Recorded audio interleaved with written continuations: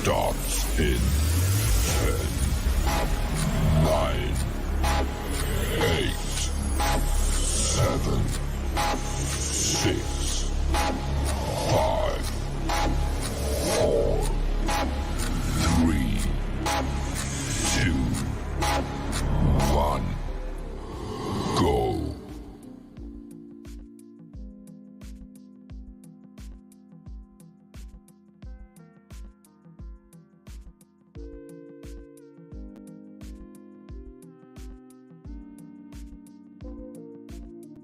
What's going on? What's going on to all my embracers? I know.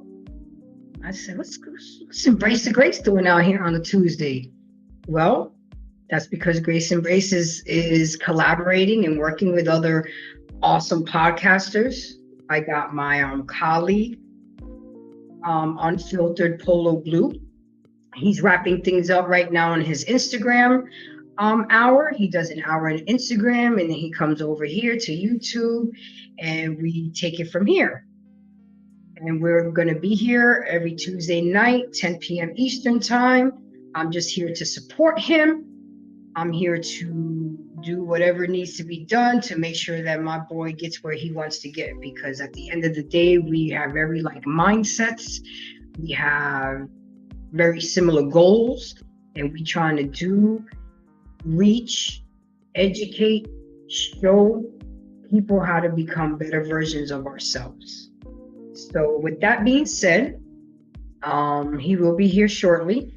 My name is Grace with Embrace the Grace, and you can definitely check out my show every Thursday night at 8 p.m. to 10 p.m. Eastern time. I have my co-host Gary D from Boardwalk Global Media. And of course, my boy Unfiltered Polo Blue will be there. My other permanent fixture, my boy Smitty. So come check us out, because over here we have the uncomfortable, messy, awkward, but necessary conversations. That's what we're all about. And we're definitely about respecting each other. We try to learn from each other. We listen. We don't interrupt. We don't overtalk, and that's how we operate. As far as me, you can find me here, of course, on the YouTube channel. Please go like, subscribe, and share. Get caught up on some videos, get to know me, get to know my panelists, get to know my guests, get to know who I work with. Trust me, you would not be disappointed. And with that being said, you can find me on YouTube channel. You can find me on Facebook. You can find me on TikTok. You can find me on Instagram. You can find me on Snapchat. You can find me on WhatsApp. I'm all over. I get all the time people sending me videos, show ideas, emails, and I really appreciate with subscribing. Just really appreciate the support, the consistent support. It's really awesome, and I really appreciate it. So tonight, again, we're waiting on Unfiltered Polo Blue. The show is about values and standards. So I'm good. That's a good topic, and I think a lot of us, especially women, we have a lot of unrealistic standards, unrealistic expectations. We tend to forget that men are human too. Men are allowed to make mistakes too. Men are not perfect. We like to think that they are sometimes, or we like to think that they don't know shit. But at the end of the day, they built this infrastructure for us to live the comfortable life that we live. But not too many of us ladies we respect, appreciate, or value men. And that's really sad. That's really sad, because at the end of the day, those are our protectors. Those are our providers. Those are our husbands, our fathers, our brothers, our grandfathers, our uncles, our cousins. They're the ones that lay the foundation in the streets for us to be able to drive comfortably. They're the ones that make sure the drainage and the sewer system is comfortable. They're the ones, as soon as the lights go out, are in the little bucket going all the way up there, trying to make sure we have lights and we can charge our phone and we can cook and we can use our computers. We don't see all that because you know why? We take it for granted. We only notice things like this when we don't have them, and it's a shame. We as humans, I'm not just saying men, again, yes, my channel is about advocating for men, but at the end of the day, I am a woman and I will stand for women, but I will not stand by your bad behavior, your self-entitlement, your self-absorbedness, your selfishness. No, I won't do it. I will absolutely won't do it. And it's funny because the other day I was thinking about this. I said, it's funny how I advocate for men so much, and I've been disappointed and hurt by men. But does that mean I give up on them? Does that mean I categorize them in all in the same space? Because us women, we're not perfect either. We're not good all the time either. We're not honest all the time either. We're not right all the time either. We're so busy pointing fingers and telling our men how much they suck and they ain't shit, that we really take the time to see within ourselves and look within ourselves and see what's wrong with us instead of so busy pointing fingers at others.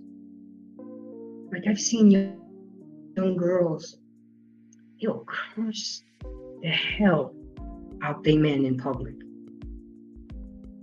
And the fact that men put up with that is sad. And they know that they can't do nothing. They know they can't put your hands on them because you'll turn around and use a system against them.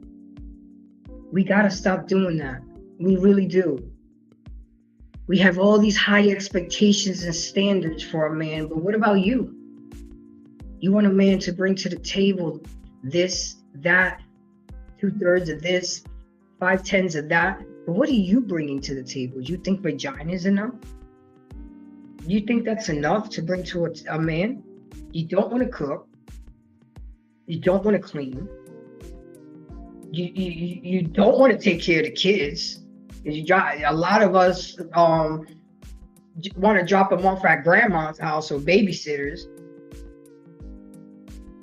Yeah, I'm putting this all out there. And let me give y'all a disclaimer. One, I am not a licensed psychiatrist or a licensed therapist. I am talking from experience. I am talking from other experiences. I am talking from things that I've seen, been through, and seen other people go through. That's where this is coming from. And if it doesn't apply, let it fly. But if that shit does apply to you, then wear it, own it. And if you're feeling some type of way, whenever you feel conversations here and things that my co-hosts say or my panelists say, and we must have touched a nerve. Something must have happened. We must be saying some type of truth. We embrace the truth here. Your truth. I embrace my truth. You embrace your truth. So we can be truthful. But another thing that I've learned in life is people want the truth. People ask for the truth, but they can't handle the truth. You want a real man, but you got fake hair on, you got fake nails on, you got fake eyelashes on, you got a fake booty, you got fake breasts, but you want a real man. And look, I'm just as guilty too. I'm starting to letting go of the eyelashes. You know what I'm saying? I'm just as guilty, and I'm not perfect, but I'm just putting stuff out there. I'm putting stuff out there that I've talked with men. I interview them, I talk to them, I learn from them, and I'm just trying to put it out there so we can become better version of ourselves, better wives, better girlfriends, better fiancés, better friends, better aunties, just better humans in general. because it's necessary. If anybody wants to, well, let's wait for the host of the show before anybody comes up here. Got to be respectful of that. I'm just trying to hold it down while he comes up. He gonna learn. I come on time. My thumbnail says 10 o'clock. It's 10 o'clock. So he'll be here soon. I don't play. My embraces, and I give a 5-minute timer for the stragglers. But it's all good. Hey, this is his show. He like it. I love it. I'm just here for support, moral support. It's all good in the neighborhood. So yeah, speaking about truth, and then it also comes with communication. Good communication. A lot of us don't know how to communicate. A lot of us don't even know how to grammatically correctly write a text message. If it wasn't for autocorrect, a lot of us wouldn't even know where to put a comma or a period or how to spell a word. We've gotten so lazy. We have gotten so used to devices and machines doing our work and our thinking and even feeling that we can't get it together. I had to learn the hard way. I was a major texter. And I was a major texter because the job that I work on, I'm on the phone all day. I'm talking all day on the phone to people. Then I don't want to come home and have to talk talk at home. But I realized, hey, one thing has nothing to do with the other. It's crazy, right? I got checked. I got checked by my friends. I got checked by family members. I got checked by coworkers. You have to change your ways. You have to do better. And when I'm not doing good, I'm constantly getting checked. So it's crazy. We got to be able to stop with the social media. Stop thinking that these standards that we have for men is like social media. It's a false reality. It's not true. You've been tricked. You don't see people putting their worst moments on social media. You see all the great pictures, all the great moments for the most part. You only see the great part. You only see when they have the money to buy the Birkin, but at the rest of the month, they're struggling to pay rent. Can't feed their kids. But they got that Birkin. They got that Chanel. Credit at 378. No bueno. I mean, I could be wrong. Again, I'm just here trying to hold it down for the host of the show. His topic tonight is standards and values, and let's talk about values. I think our values are warped right now. We devalue things that are valuable, and we overvalue things that are not so valuable. And it's become a problem. It's indicative in the world that we live in today. It's totally obvious in the world that we live in today. People are so different. To me, I mean, I'm older, but I'm not that old. And it's just like, to me, it is night and day. It's from the dress code. It's from the music. It's from the food. Even education. It's different. They took out home economics and shop out of school, but they rather put provocative books in elementary school libraries and teach about sexual education. Oh yeah, they'll be well educated in sex, but they can't even boil water. You see what I'm saying? The standards and the values.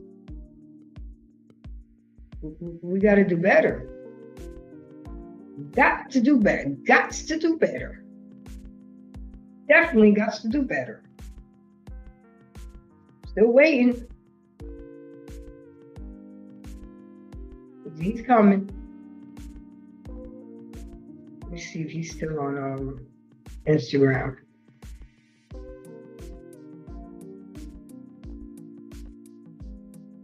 Yep, he's still on Instagram.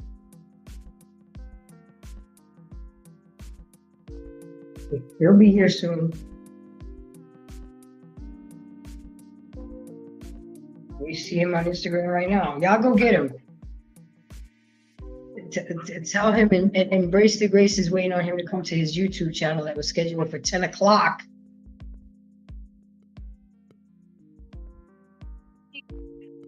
Nah.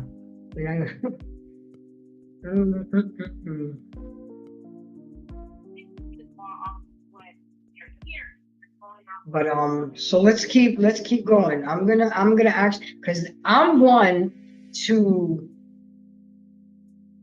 give information, not just sit here up here and talk my ish, you know. So let's get into it. Let's get into it, what the real definition of standard is. Okay? An idea or thing used as a measure, norm, or model in compatible evaluation. Used or accepted as normal or average. The standard rate. You know, is just the level of quality or attainment. Standards. How do you expect a certain standard if you yourself are not that standard? How do you expect expectations from certain people if you know, I see people all the time, they ask so much of a person, but they're not willing to do the same. How is that right? How does that make it fair? How is that cool? I don't get it. And make it make sense. Make it make sense for me. I don't get it. I don't get it. And then again, back to the values. We don't value things that are supposed to be valuable. The things that I see kids value nowadays are just not up to par. And I could be wrong, or I could be an old head, well, which I am, or I can be overreacting. You know, like I saw a video of a dance challenge with the Chub Rock song. And I'm like, you see, that's when music was good. When you can catch a vibe, you can bop your head, you can understand the words that are coming out of the rapper's mouth. The song actually has some substance. You can get to know the story that he's trying to tell. But the music today, I don't know. And I know that our parents used to say the same thing about my music. We had some stuff out there too, but it was crazy. It was crazy. But that's how it is. So now let's look up the definition of value and see how that plays into par. Okay. Let's see what that has to say. The regard that something is held to deserve the importance, worth, and usefulness of something. I'm gonna read it again so you guys can like really get into it. The regard that something is held to deserve the importance, worth, or usefulness of something. What is it that is so valuable to people? Materialistic things. Does it really give you value? Because all it really does is give you an adrenaline thrill, and make you feel good, and letting other people know you got that Chanel bag, but now you got to worry about how you're gonna pay rent next week. What is more valuable? Making sure rent get paid, or you get that Chanel bag? Because people will know much quicker that you got evicted from an apartment versus that you got a Chanel bag. I mean, I'm just saying. I'm just saying, if somebody has something different to say, let me know. We value things that shouldn't be valued. We got to switch it around. We got to value family. We got to value our kids. We got to value our significant others. Because that's what's going to matter at the end. We got to value our credit. I'm going to have a show in a few weeks, and we're going to have a nice class. I guess I'm going to say class. And I'm going to we're going to talk about credit. We're going to talk about the importance of credit. We're going to talk about how we can empower you, your family. Because, cash is king, but credit is power. That's when you really understand credit and you use it responsibly and you use good credit as a source of income and residual income and passive income. Oh, look who decided to pop up. Here we go, guys. Thank y'all for putting up with me for 27 minutes. I do appreciate it. I held it down because, we start here on time. But, listen, that's a whole don't you start no shit. I don't care. I knew you was going to do that. Because we're 26. We're not going to air out our laundry in front of our embracers and listen, polo no, ma'am. I don't work like that. If you talk shit, I'm talking shit back. Okay. Yeah. But so how if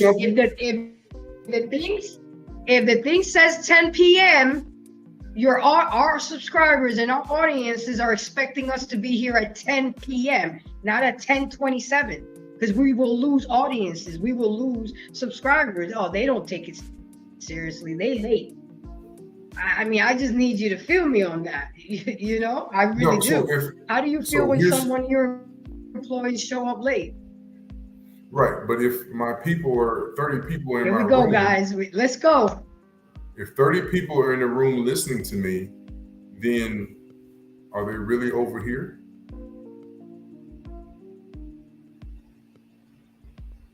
No.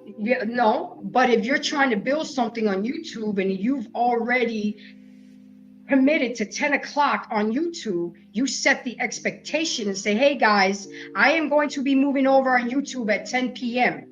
So around 9:50, we need to wrap it up and we need to move over to YouTube. Say what you mean and mean what you say. I appreciate your 30 viewers and everybody that's there, but I'm on that ride with you too now.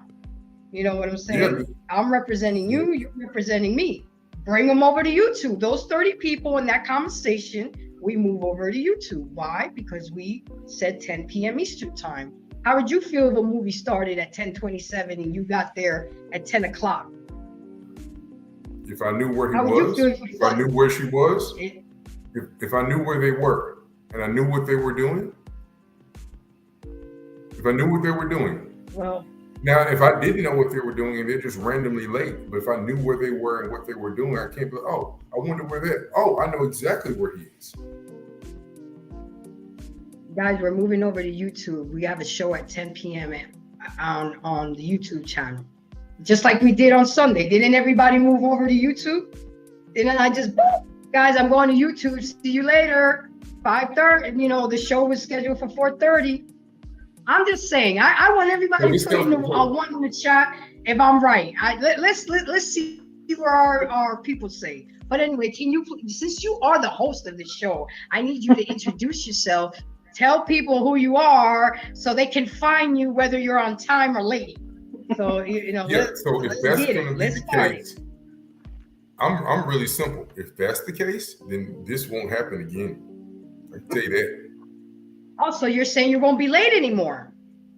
No, I won't. That's what you're saying? No, that's not what I'm saying. I'm saying if I'm having a great, intelligent conversation with a great guest like this here, you see this person here, if we're having an intelligent conversation. Yeah. I didn't know there was a switch over until I got there, so that might be on me. My bad. No, it's fine. You see, That's not that's the lack of communication. You should have already known the expectation. Look at Kiki Kennedy said, "Polo Blue, you wrong." I don't know who Kiki Kennedy is. I just don't see how you don't see my view. Is like if we have a thumbnail and we telling our people we have a show at 10 p.m. That's what they're expecting. We got to give our people what we're expecting.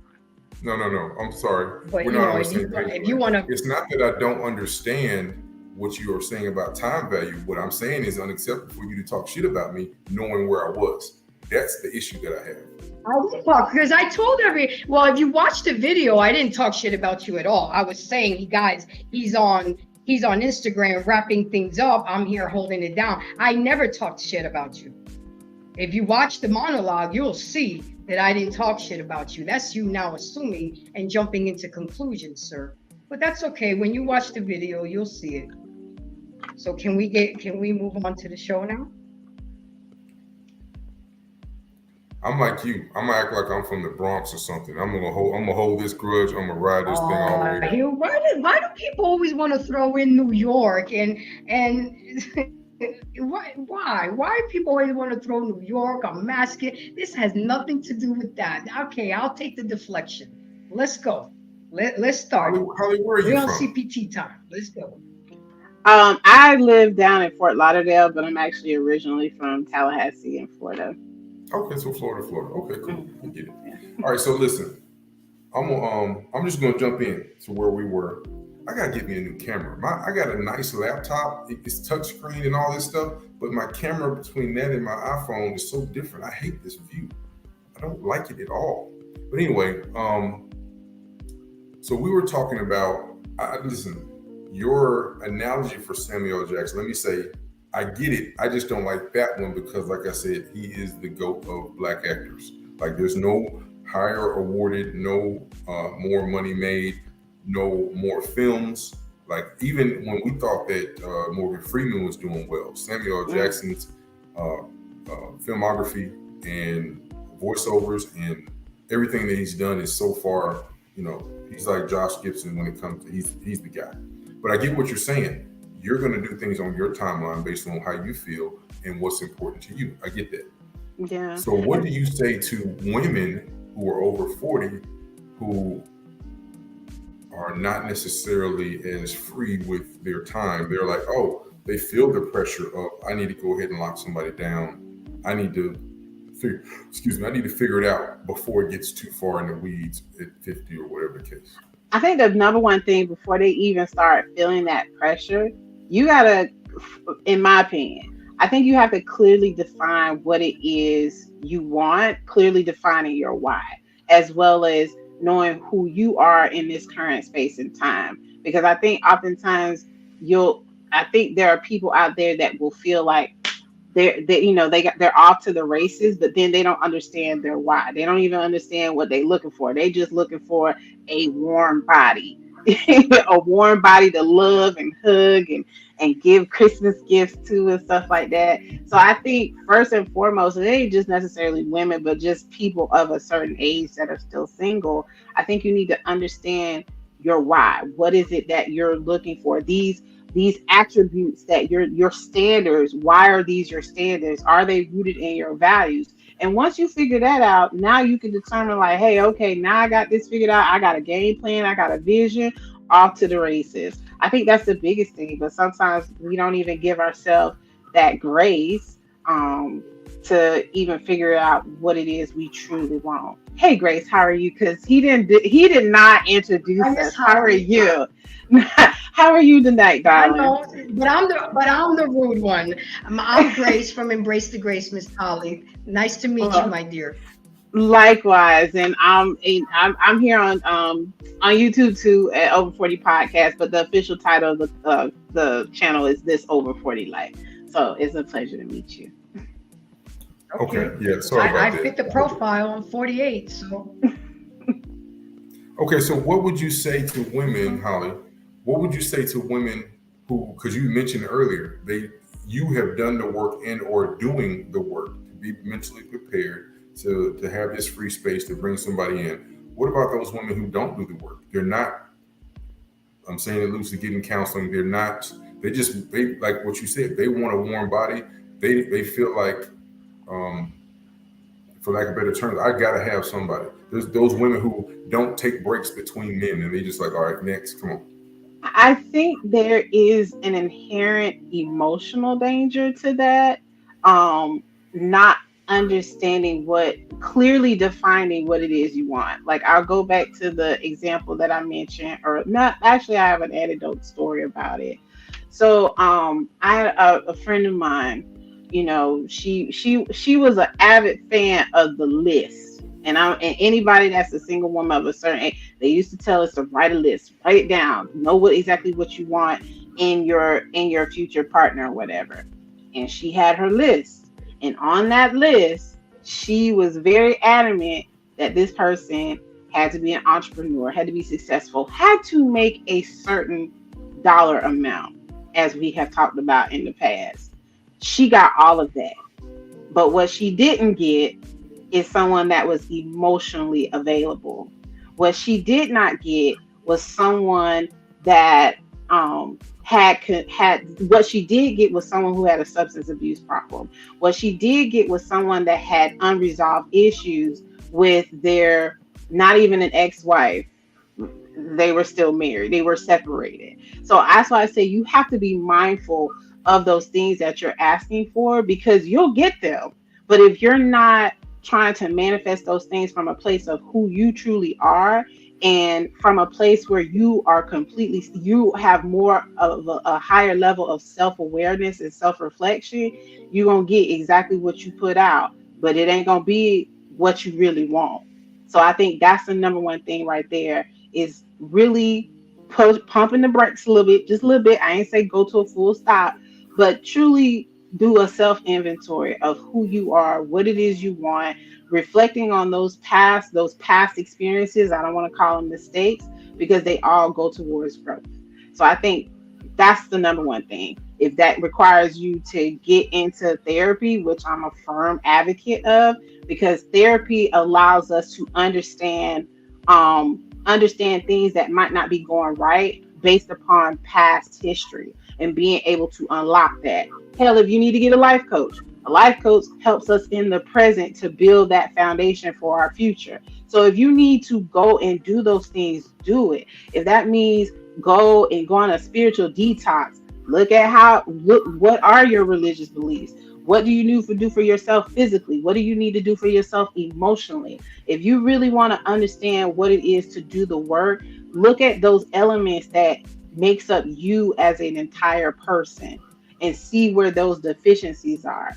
And once you started tapping into those deficiencies, because I'm not going to say you're going to be fully healed in a past tense. You're going to healing and journey. They go along. They're ever going. They're not going to stop until you die. So like, you have to start that process.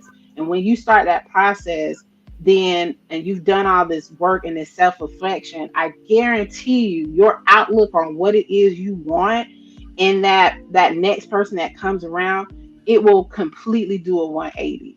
So certain things that we might have looked at, again, when we looked at stuff like, well, how tall is it?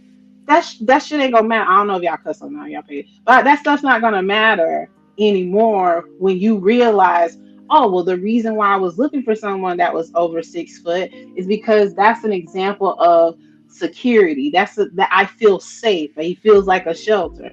It's stuff like that. When you start tapping into self and start understanding who you are, you start making decisions about the people you want in your life from a better place. So. Grace, did you have a list when you were single looking for a guy? Did I have a list? Yeah, I have some standards and certain things, deal breakers. Yeah, absolutely. But I noticed, and she hit it on the nail. When you do that therapy and that healing and that growing, and you do that reflection and you see yourself, it changes. And as we get older, our standards should change, because I don't want what I wanted at 20 at 48. I But was I do straight have some foolish deal at 20. breakers thank you. I do have some deal breakers that I won't not come off of, but then others are negotiable, and you have to learn how to compromise and reason, because you're not going to find the perfect person all wrapped up in a nice bow tie. You're not. You're going to have to take the good with the bad and the ugly. But it's very important. Like, healed people can tell who's been healed and done the work, whereas you can tell who's toxic. I'm not responsible for unpacking your trauma. I can help you unfold it and put it away, but I'm not responsible for unpack. That's something that I'll drive you to therapy. I'll read books with you. I'll do the exercises with you. But just like we're not responsible for each other's happiness, I'm not responsible. And a lot of women feel that, well, it's your job. You're my man. No, that man got his own issues and his own trauma he got to deal with. We can help They'll each even tell you other. that. Yeah, they'll even tell you that in therapy. The therapist will even tell you, I am not responsible for unpacking your trauma. I am here to facilitate your growth.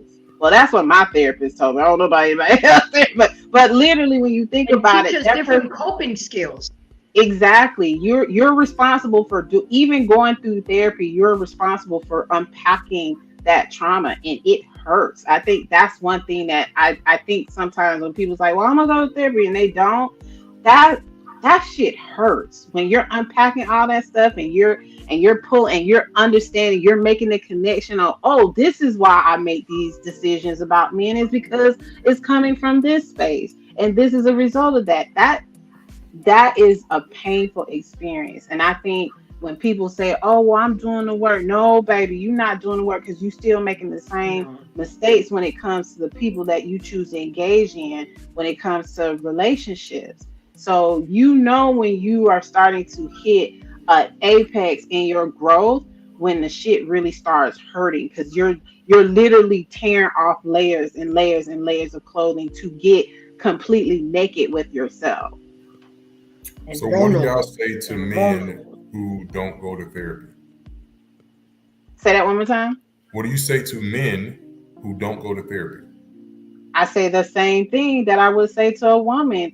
You are doing yourself a disservice by not understanding some of the actions that you may have done over the years, some of the pain that you're carrying. You're doing yourself a disservice by not exploring that through help, through behavioral health, or you're not doing anything if you're just sitting there. Because oftentimes, and I've talked to men about it, and their idea of healing is going to the gym, eating right. And it's normally on a physical level. Yes, you need that too. But when it comes to tapping into their Mental. employment assistance program, tapping into their insurance to see, hey, what does my behavioral health coverage looks like? I think therapy, even though we talk about it ad nauseum, is still something that's taboo, particularly for a particular age demographics like ourselves. People say they want to go to therapy, but their ass is not going to therapy. I didn't say I wanted to go. I'm asking for a man who's not going, and Yeah, how this would affect. everybody needs to go. I mean, if you're of a certain age, you need to go.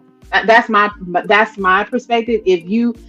Therapy has become more accessible to arts, to this modern society, there's not a reason why you shouldn't go. If you're sitting there and if you're having the same argument that things are happening to you, then that is a strong indicator that you need and go and talk to the lady. That's my I would say. If you're constantly not taking accountability, you need to go talk to the lady. If you're pointing the finger at other people, you need to go talk to the lady.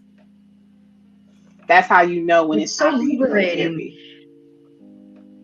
Blue and Holly, is so liberating when you can be like, okay, why did this just trigger me? What Mm-hmm. can I do to make sure that it didn't trigger me? Because when you go to therapy, they teach you different coping skills. They teach you what your defense mechanisms are, and we all have them, and it's okay to have them, but it's how we utilize them. them. Mm-hmm. People throw things at somebody, they belittle them, they curse them out. That's just not cool. And that's coming from the bottom. Something has to be Mm-hmm. released, something has to change within you. Everybody's so busy telling, well, you need to do better, you need to do this. No, no, where is it? I keep one right here. You need to look at one of these and look at yourself in the mirror. What's wrong with you? Because while we're so busy pointing a finger at somebody, look, there's three pointing at us.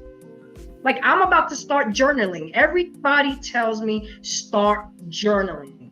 And when you go back and read it, you're going to see what a different, your mindset was this month and how different it was this month.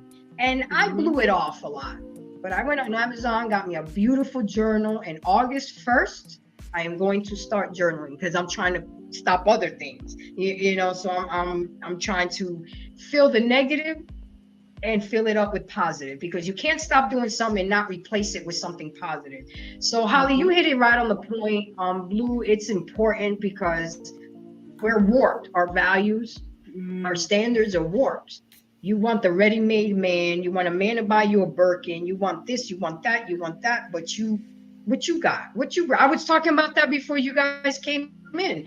You want a man to bring so much to the table, but we ain't bringing shit for vagina.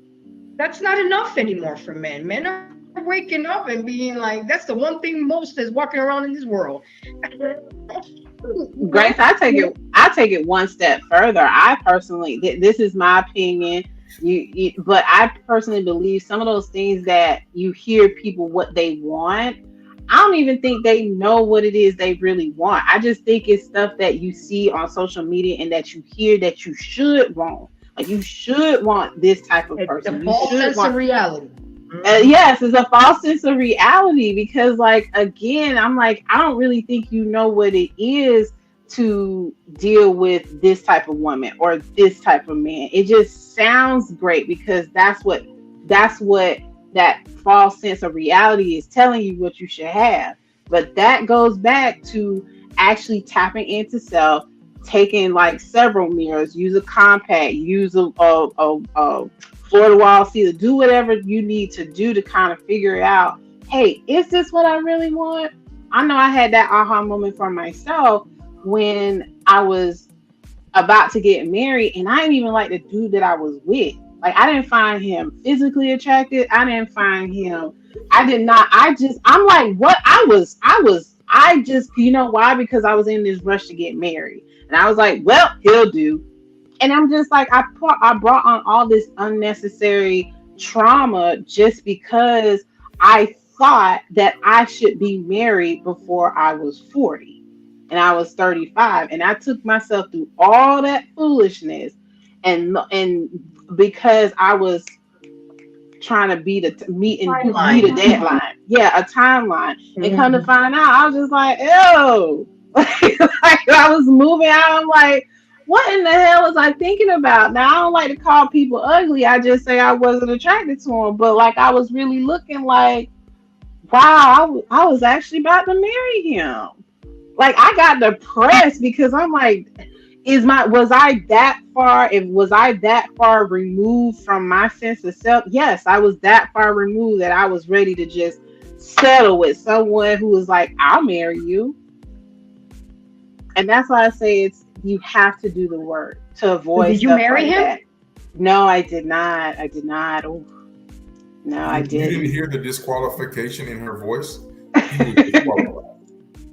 No, I did not. And it was like, when I think back to it, I had 73 red flags before I even got to that point. But because I was in that, I gotta get married before I'm 40. It was all or nothing. We'll figure it out in couple and marriage counseling. No, that's why I went left, because I wasn't even supposed to be there. But because, again, I was going off of what society says you're supposed to be, and that's what happened. That's why I say I will run my own race, not worrying about time. Time, it is what it is, but I'm not in a rush to just say I'm with someone just to be with someone. you know. How long were you with And him I also before learned you? it's in God's timing. Exactly. We were together for 2 years. Okay. Yeah. I'm sorry, ladies. I gotta say something. So when any woman says God's timing, unlimited availability of time, I'm gonna push back on, hey, I'm not limiting our time. I'm limiting our mortality. That's why I'm saying I'm pushing for couples to be together sooner. I want you to have done the work. I want you to be a clear mind, and I want you, of course, to be attracted to somebody who loves you. Yes, but mortality is what's against me. Like I know we only have so long on this earth. Everybody has a start date. You got a dash. You got an end date. Now the one you only don't know one of them, but the other two, you know when it started, and you're in the middle of that dash. So I want more time, like I was telling you on the other side. I want more time with this person and available to make memories and know that whenever it's my time to go, I did everything I can do to pour into this woman and make the time that I have, and she pours into me. I'm like, hey, when it's over with, I'm smiling in my casket or wherever. I'm smiling. Listen, I know I was loved and appreciated, and I did everything I can to make her smile and make her feel worth. And men, because I'm over 40, men over 40, like, hey, I don't think I have the same amount of time. I was playing in my 20s and 30s. I mean, I'm married and divorced. But I was playing in my 20s and 30s. I hit 35. I was kind of like you. I think I need to stop playing and figure this out. I haven't done it yet, but my plan is to be married. My plan is to have a significant other. And I don't want to wait till I'm 50. I don't want to be one of those I'm not one of those angry men on all these podcasts talking bad about women. They don't do this, do that. No, I'm saying we have to compromise. We need to come together and we need to figure it out. And I, you know what? And I can appreciate you saying that. And I can also recognize too, because it comes from your life perspective. Just like you mentioned on Instagram, how you got to that. And that for me, living that makes perfect sense. That makes perfect sense. But I think what happens though, and that's why we have to be mindful, and that's why people themselves have to figure out their own personal vision for them. Because again, if we go the train of thought of like we time is finite and it's a mortality thing, then yeah, you're gonna have people moving in ways that may not be healthy for them. Well, vice versa, they might be looking at it from a man, hey, I got time, and that may not be that their path. So that's why I say it's so important to really self-reflect and understand from where you're coming from. When I hear you talk about that, I feel that you got that understanding of self. You know why you move the way you move. And that that makes sense to me. But you got people out there that they're moving based upon what that funnel, that false reality is telling them to do, and not off of what they offer their own accord. That's all I'm saying with that. And I Well, I mentioned mean, someone. I'm sorry. Go ahead. I heard it before, but it didn't Mm-hmm. resonate until I lost my father from brain cancer. Now, if he would have Mm-hmm. lost in some kind of other accident, but because it was brain cancer, because when I saw that he had whatever blastoma, I can't remember it now, but anyway, it was it was this big when it started, and then it came to this big, and he couldn't move forward. And he told us as soon as he was diagnosed, he said he has 18 months to live, and he lived almost to the T, 18 Wow. months. Wow. So it really hit me hard. It Yeah. didn't hit me like I heard, hey, you shouldn't waste time. You should find a significant, like even my parents married at 20. Mm-hmm. And they said, you need to find, I was married once, that didn't work out. Then they said, well, you need to find you a woman. Don't live like, and I have a couple uncles who've never been married, no kids, no whatever. And I have a son. My son is 22. So they were like, well, you still need to find somebody to help you navigate this life and pour into her and find you a good woman. Okay, this is what my dad was telling me before all the bad stuff happened. And then he came across a couple times and said, what you waiting on? What are you doing? You just living life? You should be, because then I'm looking at him and my mom as a married couple that, you know, I see the fruits of their labor. I see what it is to have a 2-income household and the things that where they're able to save and the benefits of that. So I'm like, okay, yeah, this is different than what I am as a single guy. And I was doing well financially, but I wasn't doing that well.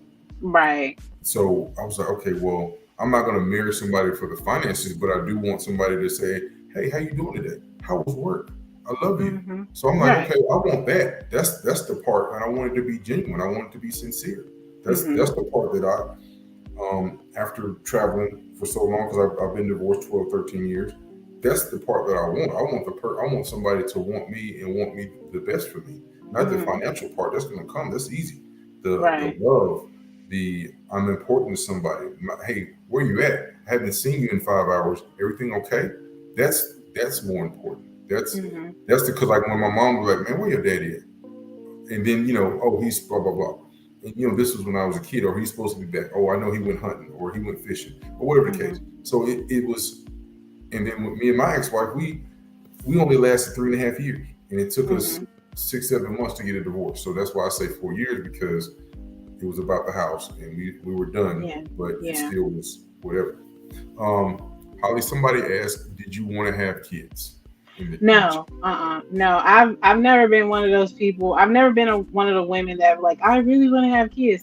No, I knew I didn't want to have children when I was 25. So it's nothing that just all of us had sudden happen. It's happened over the course of time.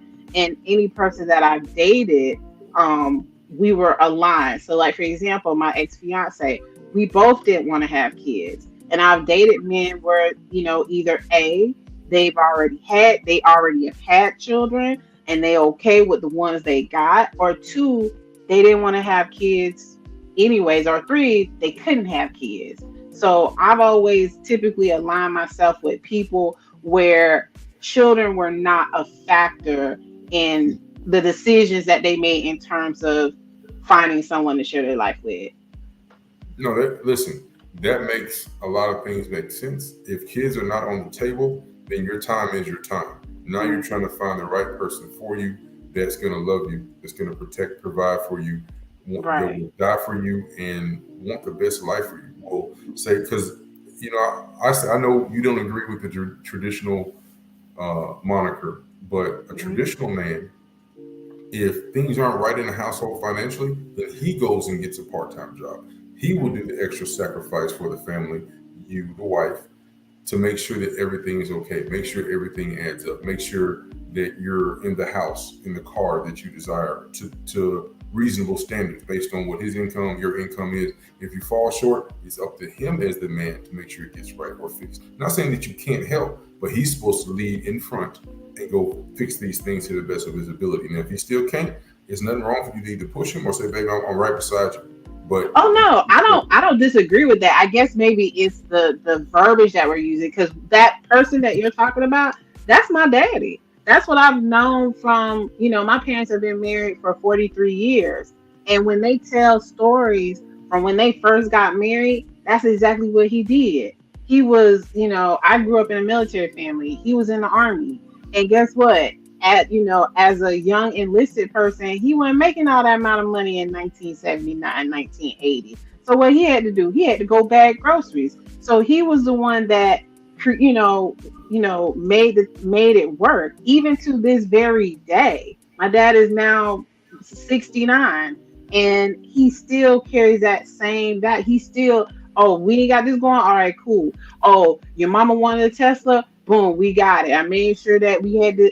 Oh no, we ain't got no bill on that. We just paying it outright. So I get it. I guess there may have been a small disconnect in the designation of traditional and modern. I just looked at it as what a man do. So that's why I get confused when people be like traditional and modern, because like I just thought of it as this is what men do.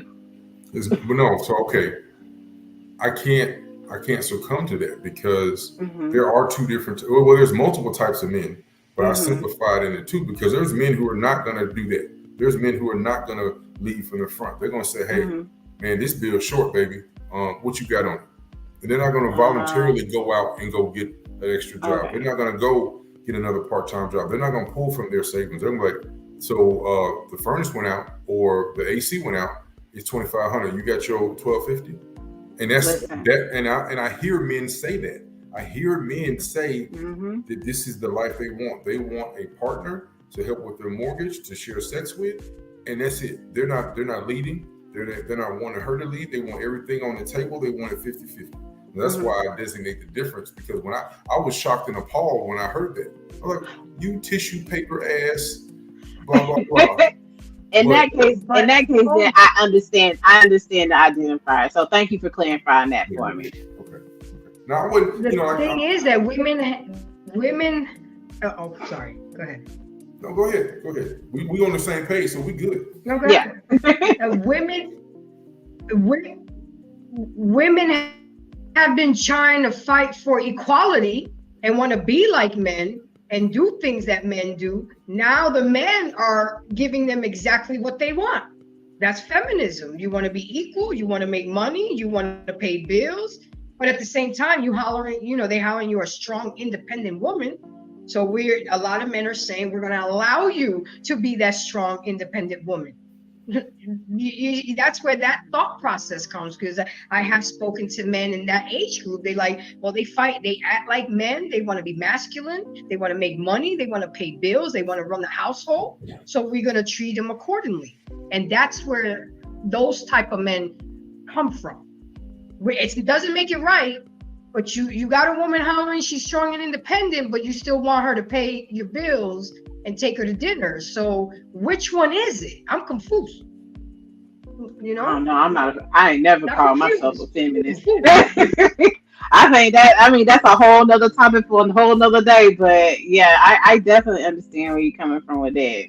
But feminism. Well, no, I mean, like she's saying, there's women who, they want equal share, they want equal this, and it's made some modern men say, okay, well, I don't want the woman where I have to lead the household. I want the woman where we can split it down the middle. I want the woman who makes as much as I do. And they judge on the woman that they pick, not on her femininity, how soft she is, how beautiful she is, but the value of her dollar, her wallet to the relationship. And they say, okay, well, she makes 75, I make 75, I make 100, she make 100. Okay, let's put this 200 together. And then let's move forward. And then, like you said, like before you had your epiphany, you're like, hey, you know what? I don't even like this dude. Like, I mean, that must have been hard for you. Like, it was hard because I looked at myself like, for real, sis. Like, literally, I was just like, I really did that, even now, I'm just like, wow, look at the growth, because I'm just like, what headspace was I in that I felt? Now, again, I'm not taking anything away from him, because he is who he is, right? It wasn't my intent to change him, but when I look at it, I'm just like, at best we might have been acquaintances. That's how messed up it was, and to be able to swallow that horse-sized ass pill is something. So yeah, I had no choice but to grow from that. Yeah, so okay, tell me if you don't mind. Was it just you're not physically attracted to him, or what? I mean, because you said you were with him for 2 years. I was with him for 2 years. Like I said before, I look back at where I was as a person, as a woman at that time frame, and I hate to say it, sometimes you can have the wrong person come in at the wrong time, and that's exactly what happened. So we bonded through trauma, because at the time I was living in Phoenix and he was on the East Coast in Philly. So already off rip, boom, you got a long distance relationship.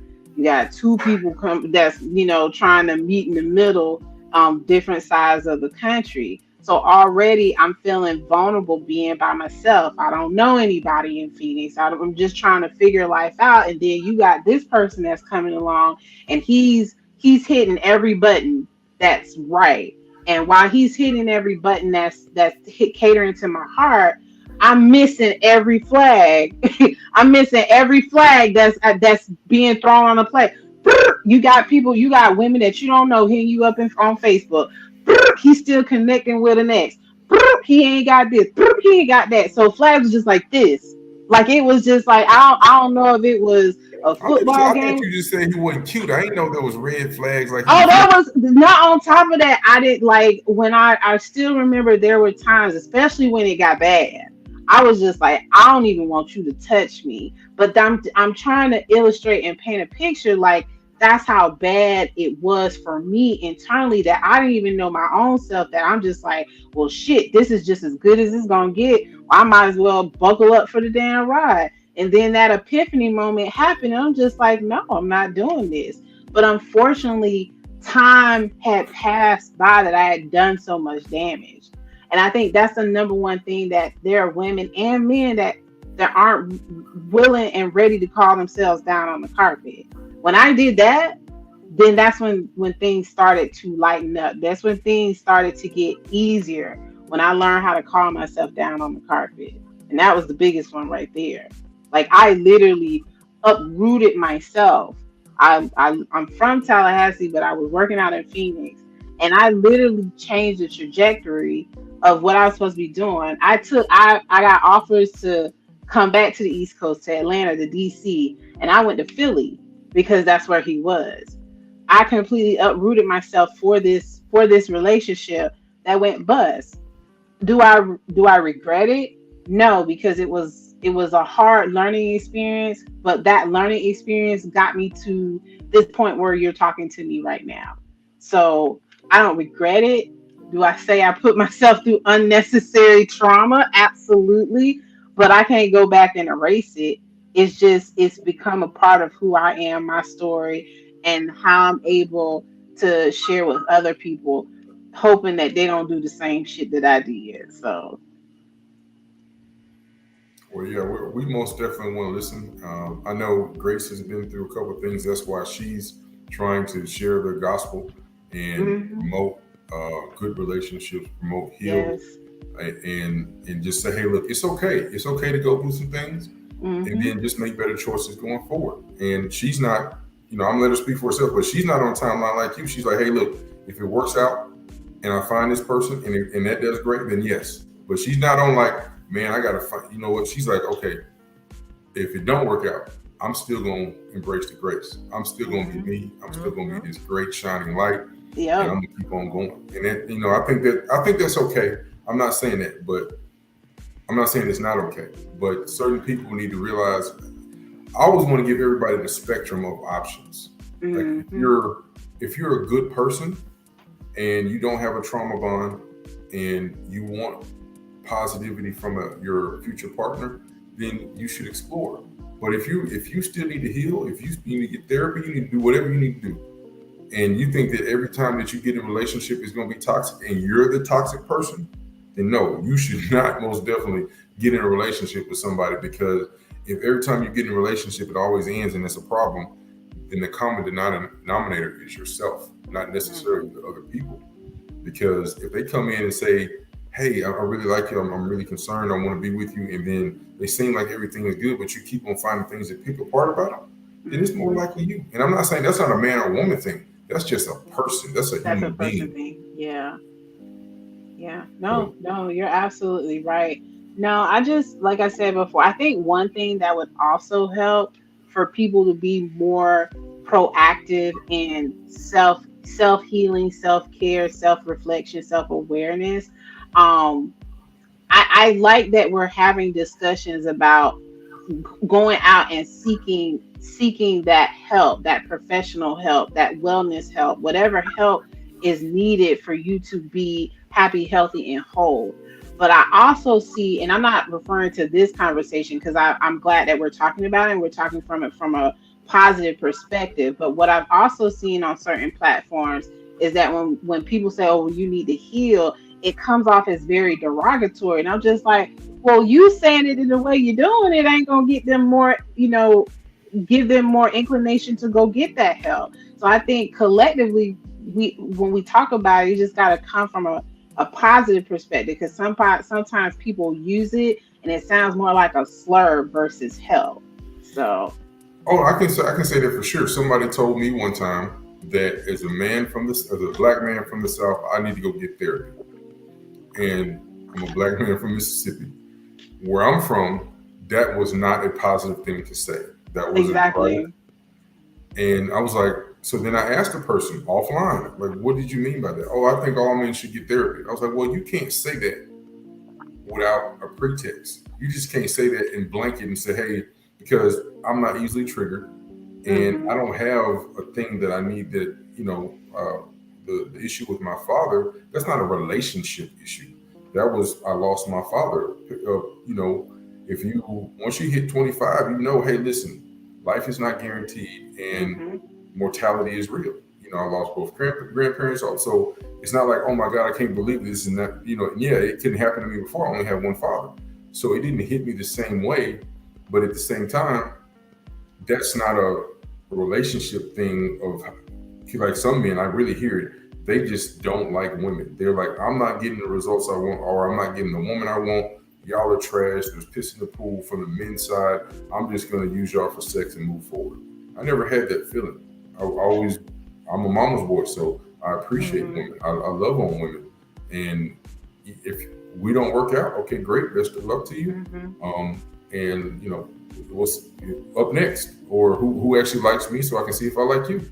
Versus, I'm glad you said that, because you will hear that, but then you don't really hear men that don't have that same mindset even acknowledging it. So the mere fact that you just acknowledge, like, hey, there are dudes out there, they sound like that. That's not me. You got people that won't even acknowledge that incel mindset exists and won't call it what it is. So I'm glad you did that. So I appreciate you doing that. Oh no, when I see guys on different platforms here on YouTube and or on Instagram, I'm like, I could be fine in the conversation. If they start talking bad about women, I'm gonna say, first of all, sir, I need you to change the structure of your speech. You can get your point across without insulting. And they want to talk bad. They want to. Well, how's that helping? There's enough things that are going wrong, and just speak positively and say, hey, listen, I want better outcomes for myself. I want better outcomes for women. I hope that they find somebody they're attractive, that's intelligent, that checks their boxes. Even though you kind of say, hey, look, it just depends on him today. But a lot of women and men have a basic outline of what they want. And you find what you want. Hopefully that person approaches you in some shape, form, or fashion, and y'all hit it off. And y'all have an opportunity to find love. But if you're going to say, no, I don't like women and their B's and their H's and their all this other stuff, and that's your actual aspect, and yeah, you're never going to get the outcome that you want. I want to speak positivity and manifest success and greatness. That's my thought process. That's what I want for myself and the people that are around me. I'm sorry, Grace. I want you to chime in. I know I've been on a rant for like the last 10 minutes. No, that's fine. I'm listening. Trust me, if I have something to say, I'll chime in. But I mean, the conversation is good. It's just like, we're so used to growing up where we sweep things underneath the rug. This is a family affair. Don't tell nobody. How do you not tell somebody that a family member molested a young female out of just little things like that? We cannot keep hiding things. We got to solve things. We got to communicate. And we got to get the therapy, because when we're doing a disservice to each other, then we pick up Pookies and Ray Rays, and then we have kids from Pookies and Ray Rays, and then we have junior Pookies and Ray Rays, and it's just a vicious cycle. I'm one of the first person to say, I got the therapy, I did the healing, and I'm still a work in progress. I'm still working on it, and I'm gonna be working on it till the last day I take my last breath. I get checked a lot, but I get checked a lot gracefully now, and I don't get in my feelings about it. The first thing I think is, okay, where's this? Who's checking me? Why they're checking me? What's their intention, and what is the value I have in this person? So it's like, if I don't care what you think about me and I don't know you, then you don't matter. But if somebody matters to me and I value their opinion, I'm gonna shut up and listen. And I find that to be especially helpful when you're in social media, you creating content, because you definitely, that's one thing since I've done this and understand where my growth has come from. When you're not unbothered by certain things that get said, that's growth right there. To just be like, I don't really care what you gotta say. I know. I mean, I'm like, I've had people say stuff. I'm like, that kind of hurt, but other than that, you keep it moving. But Mm-hmm. that's how you can see growth Mm-hmm. when someone can touch a trigger and you be like, you can acknowledge it and you keep it moving. So I want to ask, Absolutely. how do you see or spot a Pookie or Ray Ray, and how do you avoid Pookies and Ray Rays for the women? Um, their mindset. If you're 40 years old and you still doing things that you were doing when you're 20, you're stagnant, you're complacent with mediocrity, you're not trying to grow, you still they see their mom do everything, so now they expect their women to do everything because they were never taught to do anything. And so that's it. You have 5 kids from 4 different women, so you just out here spreading your seed and not, like everybody thinks this Nick Cannon situation is cute. It's not. Yeah, you got the money to have all these kids, but are you really being a vile parent to all your kids? That's to me, it's the person's mindset, Blue. I'm like, oh no, you're working and you're paying, and you rather pay $300 on some Jordans, but rent is coming up next week. It's things like that. You're 40 years old and you're still not prioritizing. Those are the qualities that to me show me no, we're not going to go nowhere together. My train is constantly moving, and you can either get on it and ride with me, or I'm gonna drop you off at the next stop, because this bullet train ain't stopping. I definitely agree with Grace.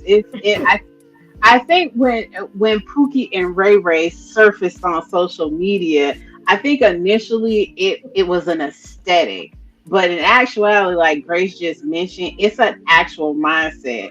Because when I first heard it, it kind of came off as derogatory because trying to throw jabs at our fellow men in the urban areas. But like you said, Grace, it's a mindset. Because trust me, I done ran into attorneys that got Pookie and Ray Ray mindsets. I've ran into doctors with Pookie and Ray Ray mindsets. It's about it is really not being able to take accountability and having your priorities in place. So Pookies and Ray Rays are all over. They might be at And they I might think be at the court. They might be at the corner store. They might be on a golf course, but they're all exactly. over. And I think for the females it's called dusties and hyenas. I mean, I don't know. We label but somebody who's done the work, who's healed, who's older and mature, it's like I recognize the red flags much sooner than I used to when I was younger, and I don't ignore them. I either get conflict resolution or keep it moving, but I do not continue to try to fit a square into a triangle. I'm like, okay, it's not gonna work. This is not for me. This person's not for me. It's not just in romantic relationship, in friendship, with coworkers, with family members. It's everything around you. Yeah, you got to keep positivity and negate the negativity. So I do want to say that one because thing. Polo keeps. Go ahead. I do want to say one thing. So the definition of today, 2023's Pookie and Ray Ray is more relegated to a man. The only thing he has to offer you is penis. He does not offer you any protection, provision, leadership, or shelter. Only thing he has, he doesn't have anything except for his penis, because he doesn't have a place to live. He's a hobosexual, as in he doesn't really have his own apartment. He meets you, he wants to have sex with That's you, a he good wants show. to stay over. And that is in my circles, that's the guy. Versus the guy who, like you said, a doctor and a lawyer or whatever. Yeah, we're not talking about that guy. He might not be shit overall, but I'm saying this guy, he's having babies, he's spreading his seed, and he doesn't have anything to offer nobody in the community and or the woman that he's with. Well, when we take the tangible aspect, going back to those same examples, when you take those tangible assets away, their profession and their income, and they still doing some trifling stuff like that, they may have their own home, but they keep spreading their seed. They may have their own, they might have their own bank account, but they're not responsible individuals. So that's why I said Pookies and Ray Rays can come in many different forms. I think maybe in the beginning it was kind of relegated to a certain aesthetic of man, but I just think that they Pookies and Ray Rays come the full gamut. They do. They come the full gamut. Like I've ran into, I've ran into men that some might deem high value because of the money they made, their social status, all that stuff. But to their core, they was a funky pookie. You know what I'm saying? Because they didn't take care of their kids. They were constantly spreading their seed. They weren't responsible. They were reckless. That to me was just an irresponsible ass man. Take his money, take the status out of it, and that's what their core was. So I was trying to acknowledge the fact that if a man can go through 8 to 12 years of education, I guess you can call him Dr. Pookie and Ray Ray. You damn sure can. you can, yeah. Okay, I'm not going, because I don't have to go through that. So there's no, for me as a man, there's no real equivalent, because women will tell you, hey, look, I like you for your money. I like you for your status. There's no hiding it. Like, hey, if you have money and status, I'm going to date you. And if you're not it, then I'll go date somebody else with money and status or power and influence. And that's not actually a bad thing for a woman, because like I said before, if all the man has to offer, his best quality is his wallet, power, status, then that's what he should lead with. He shouldn't lead and say, hey, I'm a nice guy, just check me out, because he's not going to end up with anybody. Like I gave the example, the guy's 5'5", 200 pounds, looks like a bowling ball. He's a really nice guy, but nobody's going to talk to him if he's broke. You're like, man, she wouldn't date him because she has a height requirement. So he wouldn't qualify for her. He would automatically be disqualified. Not because of his size, just because he's not tall enough. And she's 5 foot tall. So she says, I have to have a man towering over me, like you were talking about. So she will disqualify, because this is a common thing I say, Holly. Women disqualify, find a reason not to move forward with a guy. A man, even if he has quality, even if he has value, he's going to find a reason to qualify, especially after 35. We're going to stop bullshitting. We're going to say, listen, I got to figure this out. I need to find somebody. It's not necessarily at this time limit, but I'm going to take off these. If I had 5 things I had to have, then I'm going to do 3. I'm going to do 3 and I'm going to be strong on those 3. The other 2 are now negotiable. Okay. More reasonable. And it's sometimes it's like, okay, I want her to have a large butt. I want her to have large breasts, or she got to be drop dead 10 in the face. Okay, now I'll take a 7 or 8. Or I don't need a D cup. I can do a C. Or it don't have to be like that. Or we'll modify, because we know that we're not the same value as we are before. I modify. And even if we make more money, you said you'll do 5'5"? I modified, Blue. No, not 5'5". Oh, okay. I thought you said not you did 5'5". I did modify the height requirement, but not 5'5". That's too much. That's over modification. No, Blue, no. I went from 6 feet to 5'9". You know he's still taller than you, right?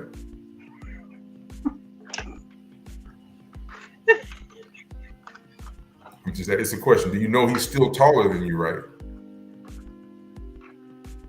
Yeah, I know he's still taller than me. For the same reason that Holly said, how am I to me, I won't feel safe with somebody who's 5'5". I'm gonna end up, I'll probably have to protect him. No, I can't do it. I can't. I like tall, big. I never used to date big guys, and now I'm okay with it because I get cold easily. So come here. I used to date always basketball and football players, but I've modified a lot. I love them all. If I find them attractive, I love them all. I've had my teddy bears. I've had my Slim Jims. If there was a physical attraction, that's the thing. That's why I say it's really challenging for me. Like in the situation with my ex, I knew I wasn't attracted to him. It ain't have nothing. I mean, it ain't have nothing to do with his. That must have been I just. hard. I'm not even going. We ain't got that much time tonight. Maybe another one, but and when I find you attractive, I love men. I love the scent of them. I love the different shapes and sizes. Like I said, I've had my teddy bears. I've had my Slim Jims. I've had my Paul E pockets. You know, like Polly pockets, but Paul E pocket. You know, so yeah. I'm like, I can't even comment on the last one. I get all the other parts, but the short guy, and I like picking on her because she's 5 foot and she says she needs somebody 5'8", 5'9". I just find that funny. I explained to her in detail, hey, you're limiting your pool of available men that will like if a woman's like, I had this other conversation, and then we can end after this. But I like to talk about this to women. On my podcast, I had a conversation about women's sexual gratification, right? So I asked the question, what's important to you? I asked the women, what's important to you? You want to be sexually satisfied? Yes. Does the man have to have a large penis? So I had 20 people in there. All of them said yes. I said, okay, that's fine. Does that mean that you're sexually satisfied? No, it don't. Okay, so what's important? I told you, my sexual gratification. I said, does that mean a large penis? No, I told you that my sexual satisfaction is important, not the penis size. I'm like, that's not what you said.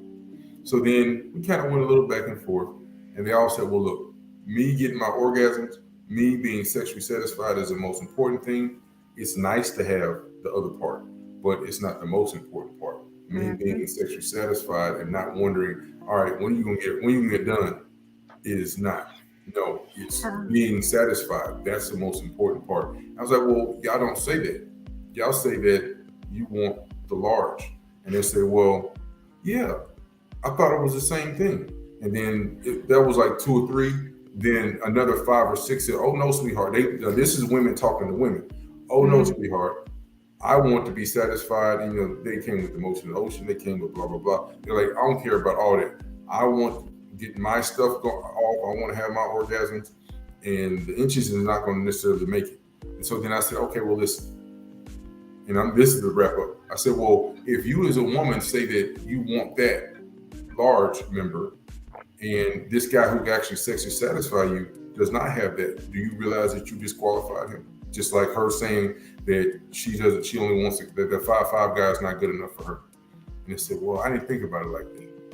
And that's the thing. It comes from a place of not, and that's a perfect example that you just gave, because technically, we've been, as women, we've been told it's that package, it's that size, that's what's going to give you that sexual satisfaction, when in contrary to popular belief, it really isn't. Because I didn't realize what sexual satisfaction was until I was 35, right? And so I think a lot of women don't really know until they really know, and you realize, well, that ain't like the whole entire part of the equation, because I got more nerve endings here than I got here. But when we talking about being satisfied, but the nerve end is right here. So why am I focused on someplace that the nerve endings ain't? But again, that comes back to not really knowing self. Because if you know self, none of that is it's not gonna be an equation. It's more gonna be like a nice to have. It's nice to have it, but if I don't, I'm perfectly fine, because I'm gonna be sexually satisfied. So that's what I'm saying. That's what people do. They don't know what they want because they're basing it off of something that you've been told what you're supposed to have. You've been told that that's something that you want. And I'm like, y'all do know there's a lot of men out there, and they not packing this every time. Not everybody's like that. So it's like, you gonna miss out on some good things because you waiting on this, and this don't exist for everybody. That's not what Grace says. Grace says, along with her height requirement, pull it out one more time. Pull it out one more time. Grace says she needs. No, I never said that. What happened? Grace, I know you didn't say that. I know you didn't say that, Grace. I know you didn't. No. We grown. I know Grace didn't say nothing like that. Wow. When I figure out this good, I'm gonna save that clip and be like, look, Grace, remember when you said, and then I'm gonna play it. Okay. Show me where I said that. Holly, I want to thank you for coming on both platforms. I really enjoyed you. I'm glad you invited me. Thank you so much. Always welcome. Please come chime in. If you have a live or a podcast and you want somebody to speak, you can volunteer me or Grace anytime. We would love to speak and add some content, even if it's just for 10 or 15 minutes, like you might have multiple panelists or whatever the case. Let us know. We'll be happy to help. I know it's all about supporting and having somebody who can talk clearly and have good light and have something to say is very important in this space. So I really appreciate you. And again, Over 40 Podcasts on IG, Over 40 Podcasts on YouTube. Thank you. And I appreciate that. And I carry the same sentiment. In this space, it's great to really connect with very like-minded people that have a thought, because oftentimes you kind of get into these tunnels where people are saying the same thing over and over again, or it becomes volatile. And to be on a platform with other grown people and having dialogue and discussion, and it doesn't, you ain't throwing jabs, it's very refreshing. So thank you for bringing me on. And again, I thank you for sharing the love, and it is reciprocal from my end to y'all. So I'll try to go live towards the end of the week, Thursday through Sunday. Probably going to end up going live tomorrow. And then, as I mentioned in my stories, is that new podcast episodes will start dropping on Monday. So. Okay. Grace, I got to make sure I give you. I just followed you on IG. Okay, good, because I'm going to follow you back. You're gonna remember me quick. But anyway, Grace, Holly, it was really nice to meet you. I just want to say that it was really nice to meet Holly. Her mindset is exactly where we are, Blue. And thank you for allowing me to co-host your show, Blue. You guys remember to like, subscribe, and share. Follow each other, because we out here in these YouTube streets really trying to make a difference and help people become better versions of themselves. Again, I'm Grace from Embrace the Grace. I'm everywhere. All you gotta do is put Embrace the Grace, and you'll see me on IG, Facebook, TikTok, everywhere. Thank you for having me, Blue. Yes, ma'am. Thanks both of y'all. I really appreciate it. And Holly, I did want to say one thing. You were vetted. I look at a lot of stuff before. Oh, okay. I don't play like because I saw you on our cast, and then I listened. I said, okay, she's attractive. Because like I hate to say it, I'm a guy, so she's attractive. Okay, cool. She knows how to speak. She's intelligent, and she has thought process behind it. Okay, cool. Now, then I go to your page. I look and see, hey, is she saying something? Or is she like, there's women who you act like they're saying something that is trying to sell foot pics. Okay, you don't qualify for me.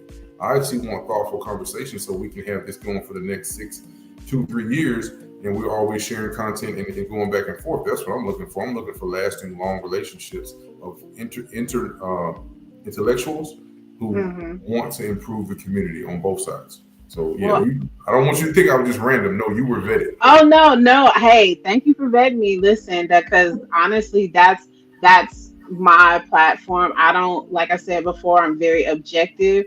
I can share from my point of view, but I can also put myself in the opposite genders point aside of you too. So I think that's the one thing in having these conversations. You got to be that person that can come to the table and just be able to listen from another person's perspective. We're not going to always agree, but if we can have dialogue and discuss it and flesh it out, that's great.